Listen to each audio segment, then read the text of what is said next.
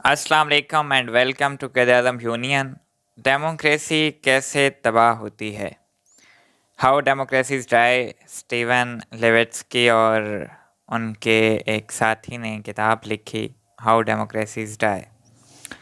और आज क्योंकि पाकिस्तान की सिचुएशन ऐसी है तो इस पे थोड़ी सी बात ज़रूरी है, क्योंकि पाकिस्तान में इस वक्त डिक्टेटरशिप से भी बुरा हाल है। चलो ये है कि अगर डिक्टेटरशिप हो, बंदे को पता होता है कि हाँ जी फ़लाँ डिक्टेटर बैठा है, लेकिन पाकिस्तान की करंट सिचुएशन ऐसी है कि कोई मान भी नहीं रहा कि डिक्टेटरशिप है, और कोई ये भी नहीं मान रहा कि डेमोक्रेसी है, और कोई ये भी नहीं मान रहा कि हाइब्रिड रिजाइम है। पता नहीं क्या है, इस वक्त पाकिस्तान की सिचुएशन बहुत ही अजीब है।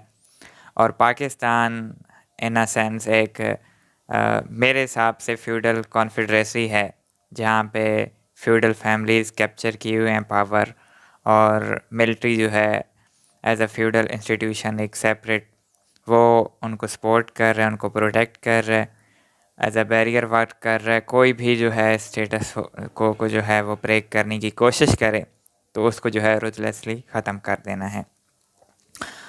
हाउ डेमोक्रेसी टाइप में ऑथर्स जो हैं दो चार बातें बताते हैं जो तकरीबन सारी डेमोक्रेसीज़ को जज करने के लिए इस्तेमाल की जा सकती हैं कि आपको कैसे पता लगेगा कि जी इस मुल्क में डेमोक्रेसी ख़त्म हो गई है। पहली बात तो ये है कि पाकिस्तान में डेमोक्रेसी कभी कभी भी नहीं थी, कभी भी नहीं थी।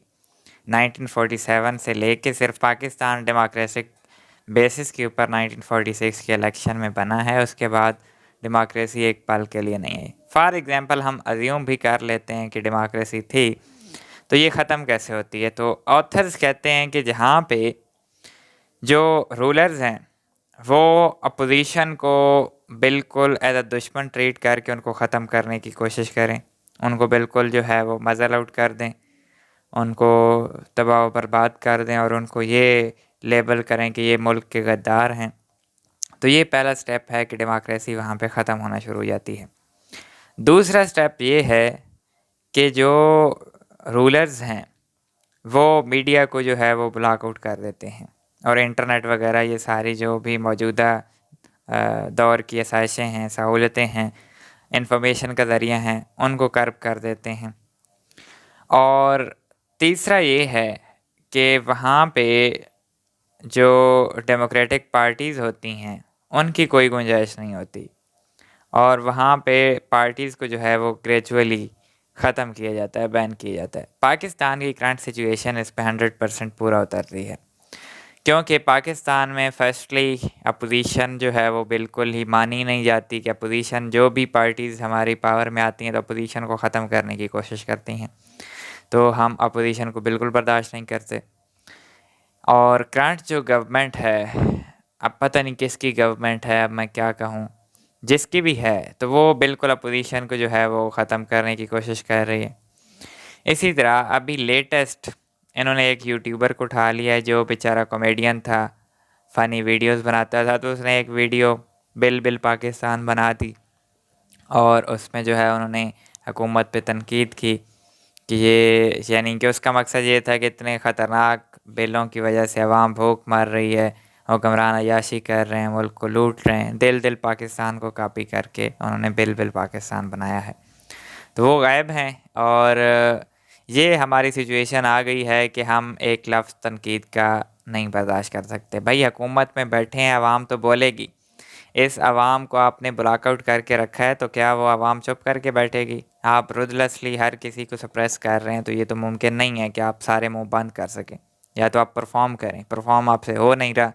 आप अमेरिका के आगे लेटे हुए हैं, अमेरिका के आगे भीख मांग रहे हैं, अमेरिका के एजेंट बने हुए हैं, तो ये मुल्क फिर आवाम क्या करेगी? आवाम तो रिस्पॉन्ड करेगी। पॉपुलर जो लोगों ने वोट दिया, वोट बैंक सारा आपने उनका जो है ख़त्म कर दिया, उनको कोई आपने राइट नहीं दिया।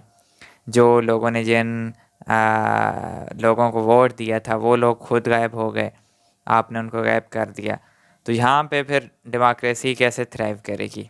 और मीडिया ब्लॉकआउट, मीडिया जो है और इंटरनेट ब्लॉकआउट, ये पाकिस्तान का माशाल्लाह से इस वक्त दुनिया जो है वो 7 जनरेशन से भी आगे निकल गई है। दुबई ने अभी एक इंटरनेट वाईफाई लॉन्च की है जिसकी स्पीड जो है वो 62 गीगाबाइट है।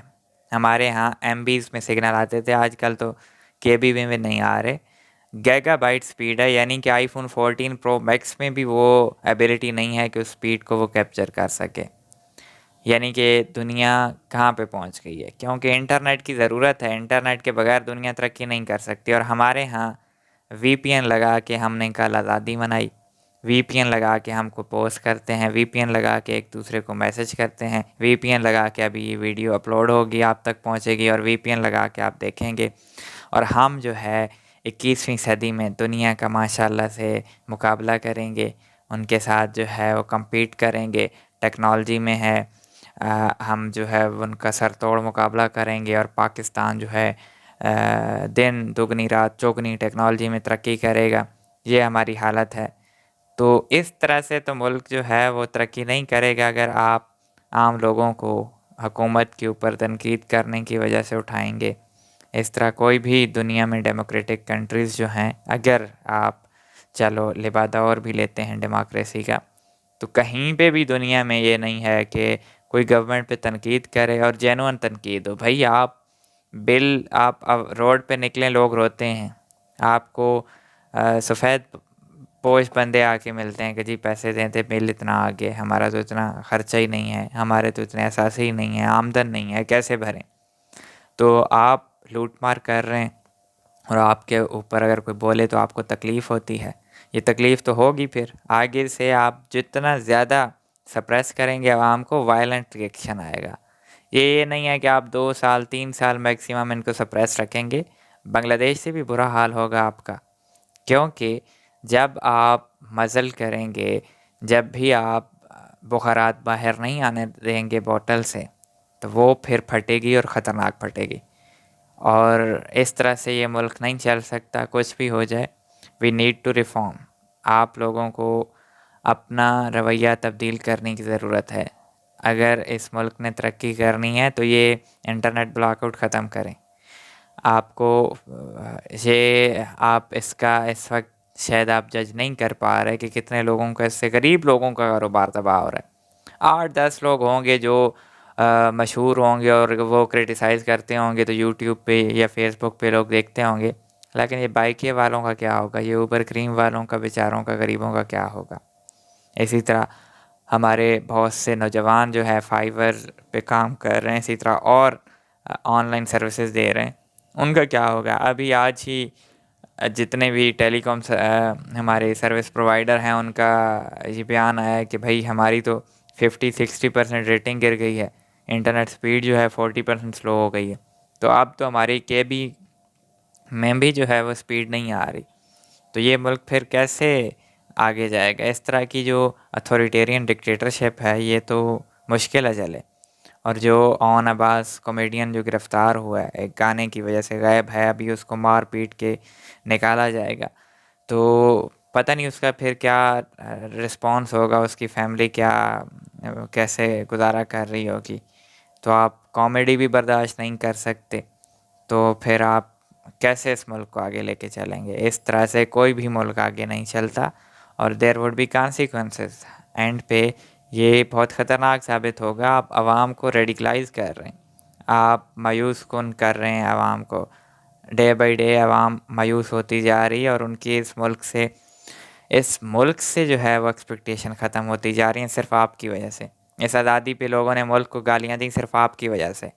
सब्ज़ परचम को गालियाँ दी आवाम ने कि भाई ये मुल्क को रहने के काबिल है, सिर्फ ये चंद लोगों की वजह से जो ऊपर टोला बैठा हुआ है।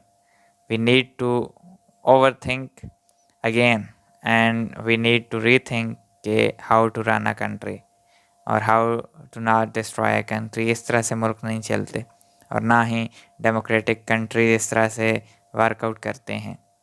तो ये पाकिस्तान की सिचुएशन है कि हमारी जो है डेमोक्रेसी जो है वो बिल्कुल वन टू ऑल ख़त्म है और इसका एंड नज़र नहीं आ रहा। लेकिन वी आर वेटिंग कि एक वायलेंट एक्सप्लोजन हो और this system must be dismantle. इंशाल्लाह। पाकिस्तान जिंदाबाद।